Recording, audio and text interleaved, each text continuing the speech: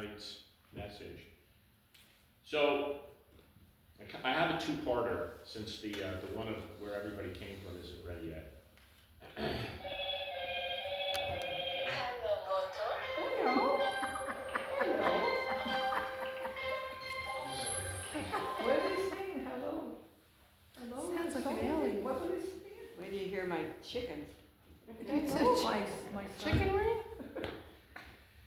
Yeah. All right, so we know that there's a lot of talk in the Bible from the time that Israel was established, when God told the nation of Israel after they roamed the desert for 40 years, they were told to cross over into the land, right? And this is after they sent the spies in and they disobeyed and bad things happened for 40 years, but that generation died off, and they finally crossed over into the land. But there were some people there that God needed eradicated. Now, I think we've seen pretty clearly throughout the minor prophets, and if we look deeply into the major prophets, we would have seen even more of this, that a lot of times God would use the evil people of this world to take care of those that were disobedient. And when God said, when he was done using those evil people, he wanted them taken out. And he would give the people that were left the opportunity to take out those that were being evil. We saw it with Babylon, right? We saw that Babylon was used to come in to bring Israel into captivity because they were disobedient. But God didn't spare them. And at the end, they got what was coming to them based on what God wanted. And sometimes he'll allow a group of evil to rise up, and then he'll allow another group of evil to rise up. We saw that with the Babylonians, and then the Medes and the Persians rose up and took them out. And then, of course, they were evil, so God rose another group of people up. The Greeks came out and took out the Medes and the Persians, and then the last one he had rise up was the Romans. And the Romans came up, and they took out the Greeks. So we see that progression. Well, when they went into the land, God told them to eradicate these people. Now, there were two different ways that God would say something was to happen. There were times when they went into a place, and God says you were to go in, and you were to not save anything. Don't take any of the spoils. You were to kill every man, woman, child, and animal. You were to completely wipe out any remembrance of those people, okay? And then there were times when God said, you can go in and wipe out just the men or whatever, just the women, men and women, or whatever, but you can spare the spoils, so you can take the animals, you can take the gold and the silver, and those were the two different ways that God told them, the Israelites, what to do. But they needed to obey. And when they didn't, problems arose. So this is where we go into who are the Philistines of the Bible and whatever happened to them. I started this because I was interested in finding out what happened to them. So in order to find out what happened to them, I had to figure out who they are. So the basic gist of this, and by the way, these are one of those groups of people that the Bible talks about, okay? So we have scriptures that will talk about it. The Philistines are a seafaring people originating from the Aegean region, where they're one of the principal adversaries of the Israelites during the period of the Judges and the early monarchy in Israel. Their presence in the coastal regions of Canaan posed a significant threat to the Israelites, leading to numerous conflicts recorded in the Old Testament. The defeat of the Philistines is a recurring theme, illustrating God's deliverance of Israel through divinely appointed leaders and kings. Now, anybody know what the most famous story is of these ones? Samson, yeah. That was one, and what was the first one? David. David. David and Goliath. Okay? So the Bible suggests that the Philistines were originally from the area of Captor, which is often identified with Crete or the Aegean region. This is referenced in Jeremiah, which speaks of the remnant of the country of Captor. So in Jeremiah 47:4, we get a glimpse of who these people were and where they were from. And it says in Jeremiah 47:4, because of the day that cometh to spoil all the Philistines, and to cut off from Tyrus and Zidon every helper that remaineth, for the Lord will spoil the Philistines, the remnant of the country of Cape Tor. So that's where they came from. Okay, now if you look at a map, Israel's here, and the Aegean Sea, and where did they say it was? Crete is up, so it would be to the northwest of Israel. But they were seafaring people, and they came in, and there was a lot of talk that they would come in and they would raid the coastal cities with their ships, and they would, wreak havoc throughout. We also see that they seemed to be warlike, much more warlike than other nations, and that in the case especially of Goliath, but I would assume that he wasn't just a complete anomaly, that they seem to be a large type of people, a little bit larger than the rest of the people around them. So where were they from again? Say that again. The area of Crete. Okay, so that would be northwest of Israel. If you look at the Mediterranean, I think that's the Med, which is off the coast of Israel. It's up toward. If you were to go up north, it's in like the region south of Turkey. And I didn't bring any maps with me today, but so there's another verse that speaks to them in Amos 9. It says in Amos 9, verse 7, "Are ye not as children of the Ethiopians unto me, O children of Israel, saith the Lord? Have not I brought up Israel out of the land of Egypt, and the Philistines from Cape Tor, and the Syrians from Kir?" So he's talking about in more than one place where they came from.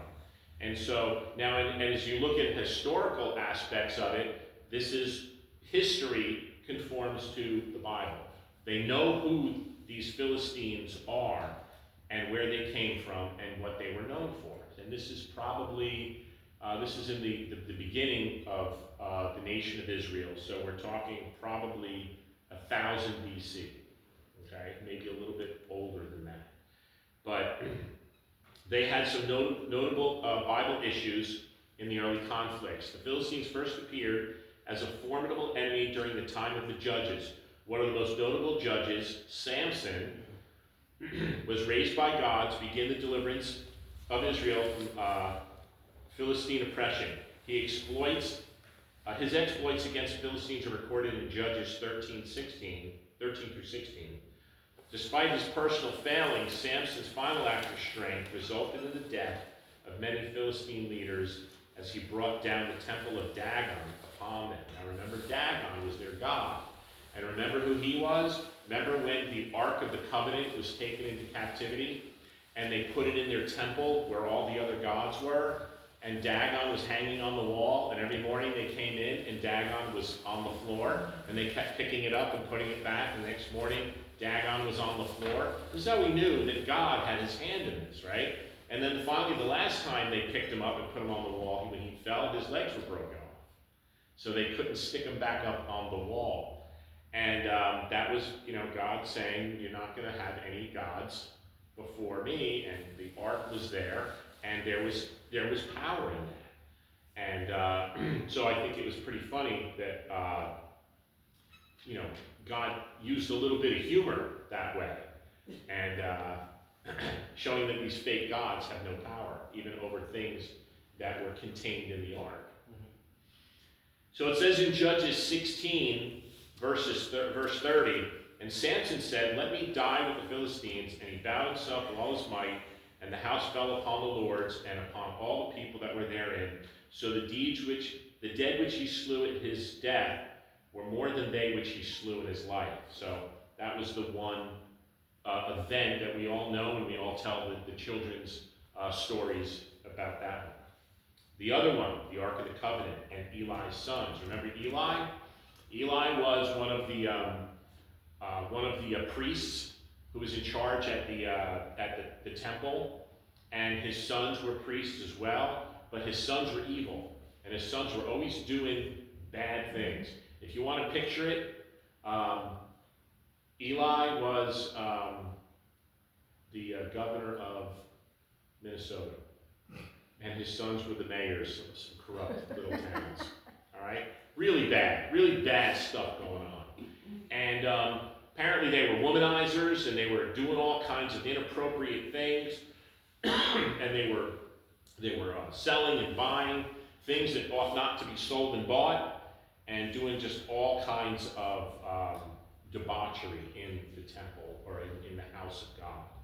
So the story with the ark is that they were having a battle, and the battle wasn't going well for the Israelites, and they said, perhaps we should grab the ark and put it out before us, and then therefore God will help defend us. Now, there are so many things wrong with that I could go for a whole sermon on the things that were wrong with it.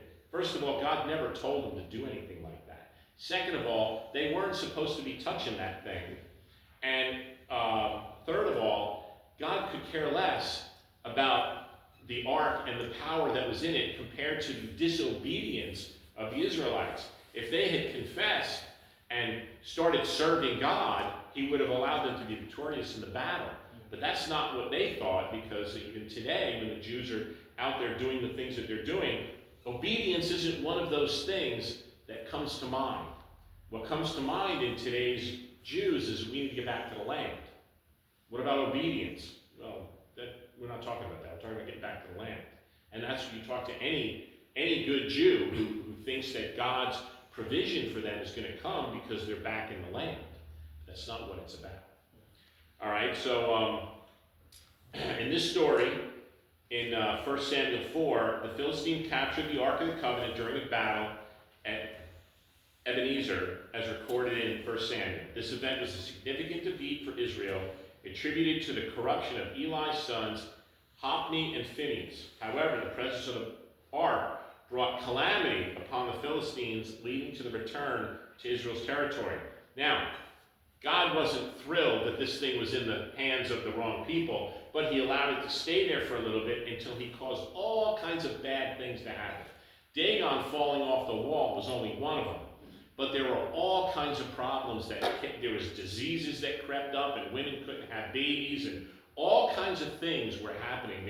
People were breaking out in leprosy, and all kinds of really bad stuff was happening because of what they did with the ark. So, same group of people. These are still the Philistines of the Bible's time.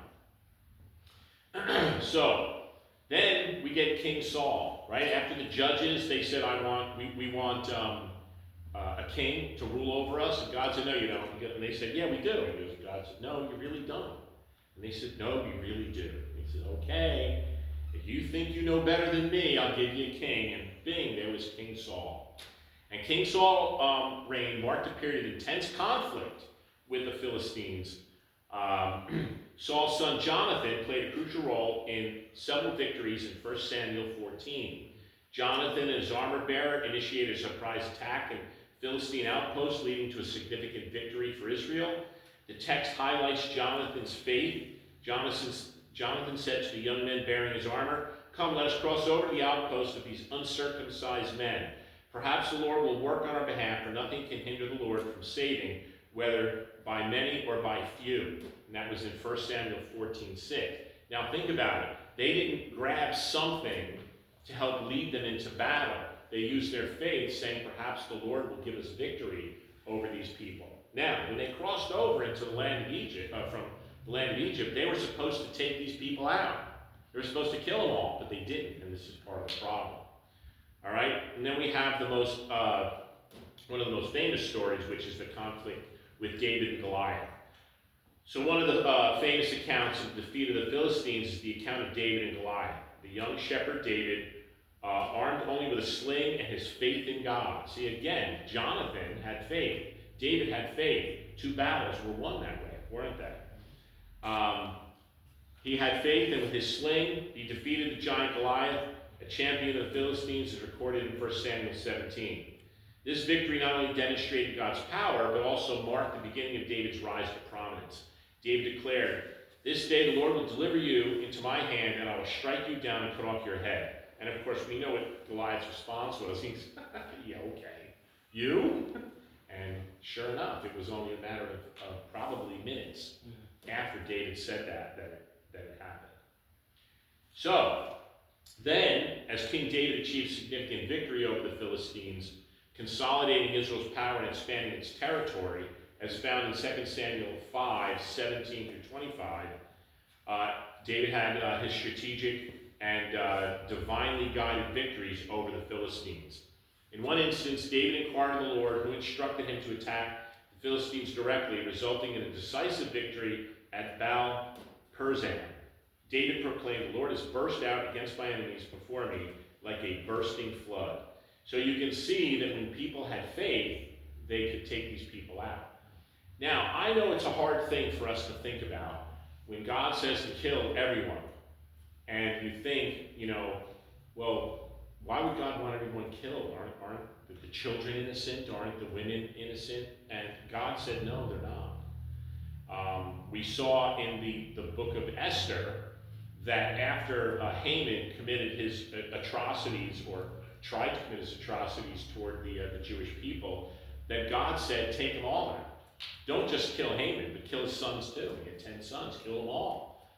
And I would assume that it wasn't like these were God-fearing kids who just got caught up. You know how like the media likes to really, twist things around. Oh, this poor dad was just out there, doing nothing. And all of a sudden, people came in and swept them up. That's not what's going on. Just like it wasn't what was going on then.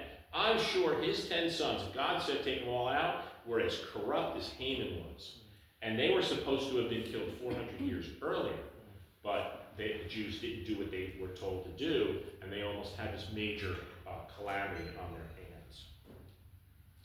hands. So, we move forward, and it says the Philistines continue to be a thorn in Israel's side, but their power waned over time. Under King Solomon, Israel enjoyed a period of peace and prosperity, with the Philistines no longer posing a significant threat. The decline of the Philistines' power is attributed to both divine intervention and the military prowess of Israel's leaders. All right? So, the Bible associates Gaza, there's a name we've heard recently, right? With the Philistines. God had given the city to the tribe of Judah, but the Israelites had failed to obey God in driving out the former occupants of Canaan.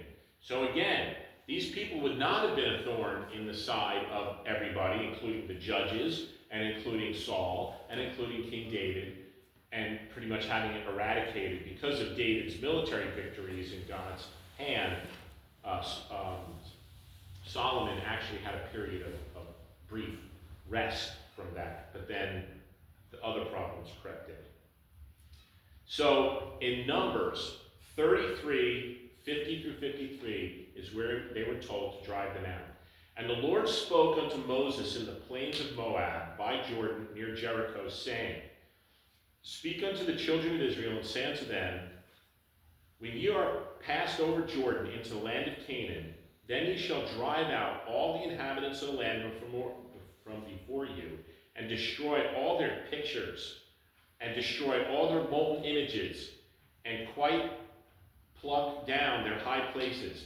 And ye shall dispose of the inhabitants of the land, and dwell therein, for I have given you the land to possess it. So, God said, here's a gift. It's the land. All you have to do is dispose of these people. I just thought that was an interesting terminology, to dispose of them, like take out the trash. And they were a very, very wicked, evil, and gruesome people. So God told them what to do. But God also, like he usually does, says you can choose to do what I ask you to, or if not, let me tell you what else could happen. So in Numbers 33, we see God says what will happen if you don't drive them out. And in Numbers 33, in 55 and 56, it says, But if ye will not drive out the inhabitants of the land before you, then it shall come to pass that those which ye let remain of them shall be pricks in your eyes, and thorns in your side, and shall vex you in the land wherein ye dwell. Moreover, it shall come to pass that I shall do unto you as I thought to do unto them. So when God says, dispose of them, if you don't dispose of them, I'm going to dispose of you. So God gave them a very, very harsh warning. You need to take these people out. And we know that obviously they didn't, right? They didn't take them out. And therefore, there was all of this problem going on throughout the occupation, or I should say the seizure of the land that God had promised his people. I don't want to say occupation because that makes it sound like they don't belong there. But they did. God promised them the land. And by the way, that's where you find a lot of Christians go wrong, especially some of the more prominent ones who have their theology completely messed up. I just watched someone, he's Catholic, yesterday, who talked about God didn't tell them that the land was theirs, and they had no right to it. And I'm thinking, what are you reading? And he was trying to pull out from the Bible, but he was actually bringing more Catholic doctrine into what he was saying as opposed to the Word of God. So we take those people and we just put them aside. So why does God not want there to be any remnants of those people left in the land? Because he knew that the evil that lurks within man's heart, even the Israelites, would then want to get involved in the things that they were involved with. You know, sometimes we look at the unsaved of the world and we think, boy, they seem to have a lot of fun. They have a lot of money. They have a lot of this. They have a lot of that. How come I can't do those things? Well, over time, you justify it in your own mind, and I would hope that Christians don't, but Christians do, unfortunately. They justify it, and they say, well, you know what? It's not really wrong to gamble. I'm really only gambling a little bit of money. Or it's not so wrong to to go to some of these parties where these bad things happen. It's I'm not participating. I'm only going to watch. But what God says is destroy, tear down their high places, and don't pick up their ways. And then the worst part was, don't marry their women, because nothing will turn a man's heart away from God. Nothing personal, you women, than women. Nothing. There is nothing in this world that will turn a man's heart away from God more than a woman will. Okay? Man has a desire to please a woman that he's with, and if the woman that he's with has evil because she's not saved or because she has a different type of religion, it's easy to turn the man's heart. Oh, but don't you love me? And if you love me, then just come to this place with me just once, and whatever it may be. And over time, men can be broken down and doing things that God says that they shouldn't be doing. And that's what happens. So I didn't make this up. This is what's in the Bible. And God says, don't marry into those races and bring their false religions into you. And that's what they were doing. So it says in Judges 2, verses 2 and 3, and ye shall make no league with the inhabitants of the land. You shall throw down their altars, but ye have not obeyed my voice. Why have ye done this? Wherefore I said also, I will not drive them out from before you, but they shall be as a thorn in your side, and their gods shall be a snare unto you. This is what he was talking about. God says a lot of times, you want to go do that? He'll grant the desire of your heart, but he'll create leanness in your soul.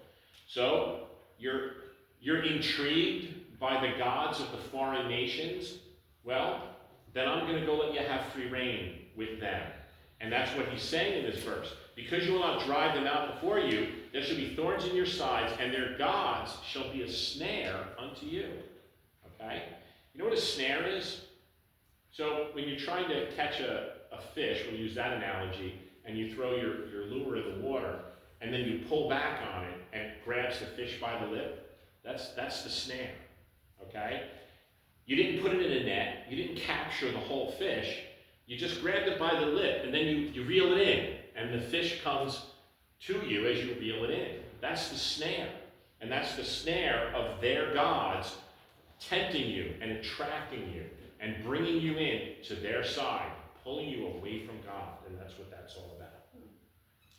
So we see who they were, what they did, what the Israelites were supposed to do, and what they failed to do. So what happened to them in the end?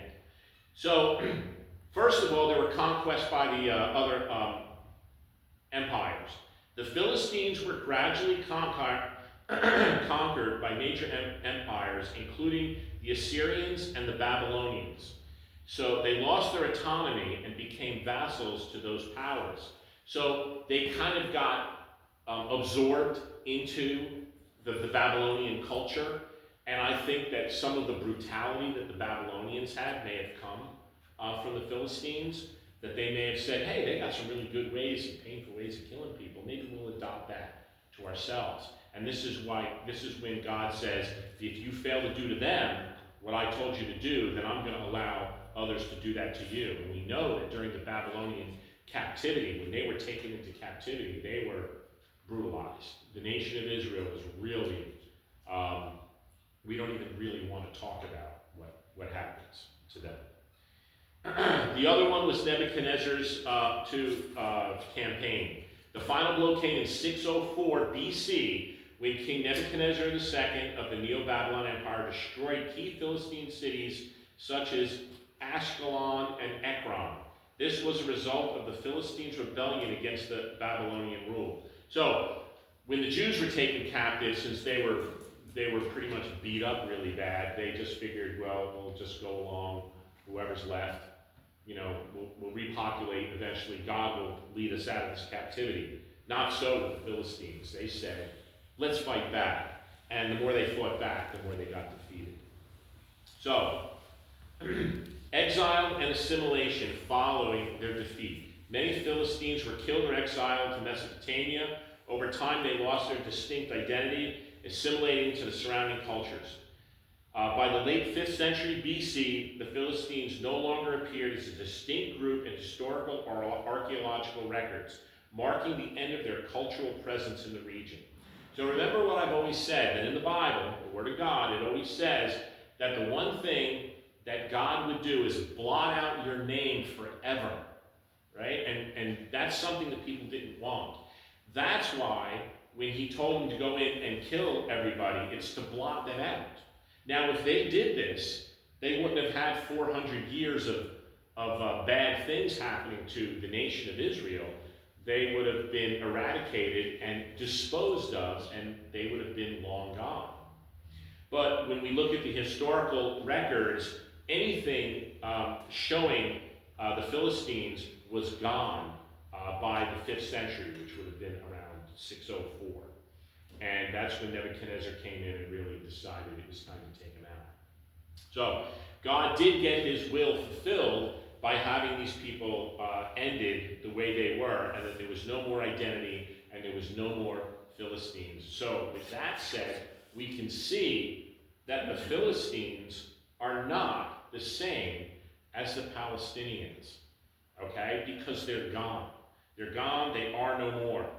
And like I said, I want you to remember where they were from. They were from the area of Crete, okay? Northwest, out in the Mediterranean, up by the area of Turkey, even Greece and all of that north of the south coast of the Mediterranean. They were from that area. So now that they're all gone, we will look next week. Who are the Palestinians? Since everybody says, well, not everybody, but there are some group of people who think that the Palestinians are a rebirth of the Philistines. But as we're going to see, they are in no way, shape, or form even related, not even from the same neck of the woods. We'll also see next week that the Palestinians are a relatively new group of people on the scene. They're much, much newer than the Jews, okay? The nation, of Israel was founded by God, today, 3,600 years ago. The Palestinians were name was pretty much cemented by Yasser Arafat, which is all in our lifetime, okay? Right? You youngins weren't here, but almost everybody was here in the 70s when Yasser Arafat was in charge. And when he was trying to do some of the things that he did over there, not to make a peaceful coexistence with the nation of Israel, but to eradicate the nation of Israel. And we'll see who they were next week. So, anybody have any questions? All right. Well, with that said, I hope you learn a lot. And then you'll also be able to, when people talk about it and say, oh, you know, the Jews aren't entitled to this land. They certainly are. You can't get anything else out of the historical accounts and the biblical accounts who the land actually belongs to. So the word Palestine is never mentioned in the Bible. Absolutely, because it didn't come around. I mean, the first mention of that term, which was actually not spelled the way it is today, was about 800 AD or ACE, whatever the terminology for that is called. So, fairly modern in the historical concept of the world. So. All right, if there's no questions, I'll close in a word of prayer.